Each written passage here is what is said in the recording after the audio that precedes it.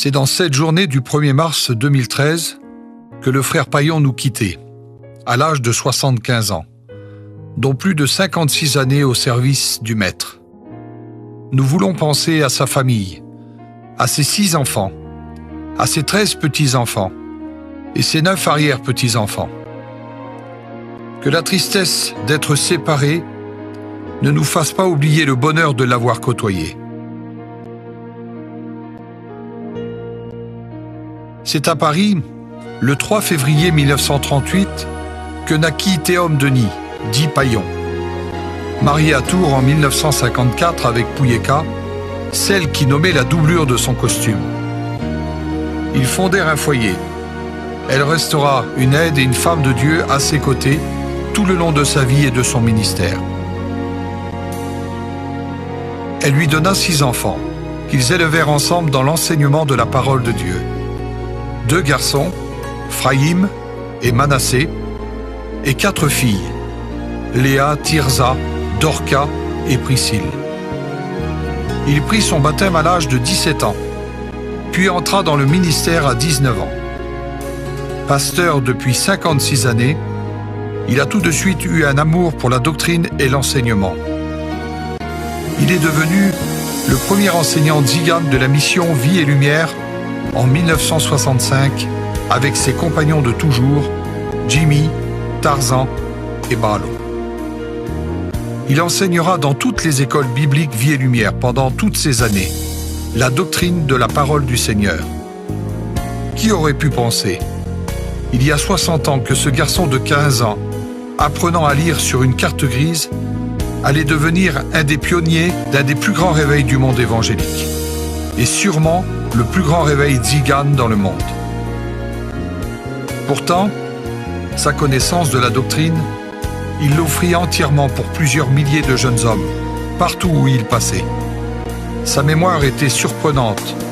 L'autodidacte, comme il se présentait, était capable de parler d'astronomie, de physique et même de médecine.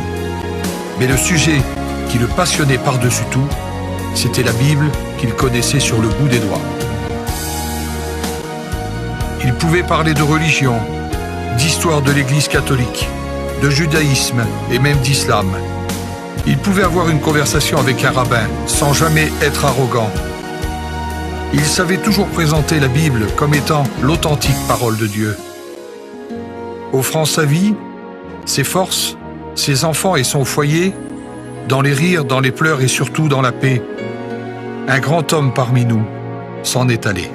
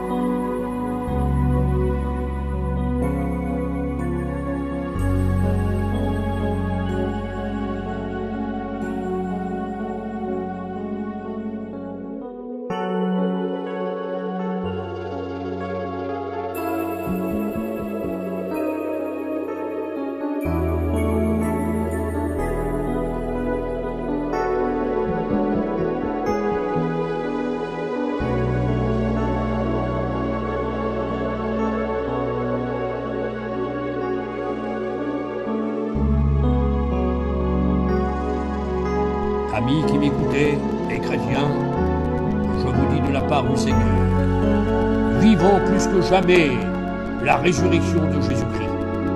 Restons fermes dans notre résurrection spirituelle, qui est le pardon de nos péchés.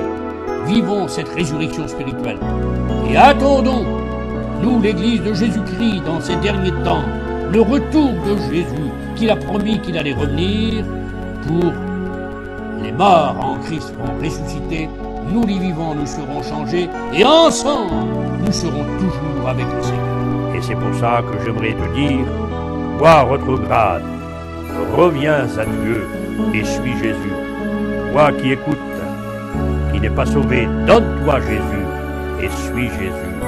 Toi qui es bon chrétien, reste debout et suis Jésus. Jésus vient bientôt, que son nom soit béni. Et nous disons, oui, viens bientôt, Seigneur Jésus. Amen.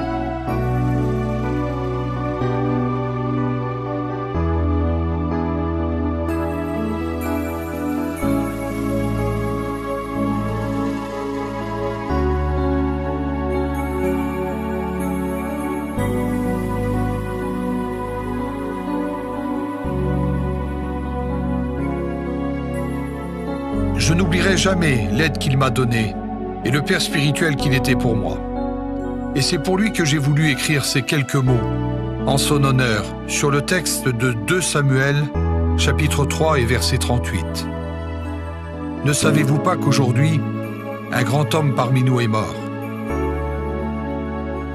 Son héritage, c'est sa passion pour le partage de ses leçons. Dans son bureau très tard le soir, cherchant sans cesse des petits tiroirs, un grand homme s'en est allé. Lui, le mari, le grand-père qu'on aimait, était pour nous un père qu'on aurait tous rêvé. De tous les enseignants, lui qui était l'aîné, il restera le frère, le fidèle conseiller. Un grand homme s'en est allé. Les 2 générations qu'il aura traversées, sa mission, sa passion, il l'avait tant aimé. Il parlait à tout le monde, du plus grand au plus petit, et pourtant dans son ombre, on se sentait petit. Un grand homme s'en est allé.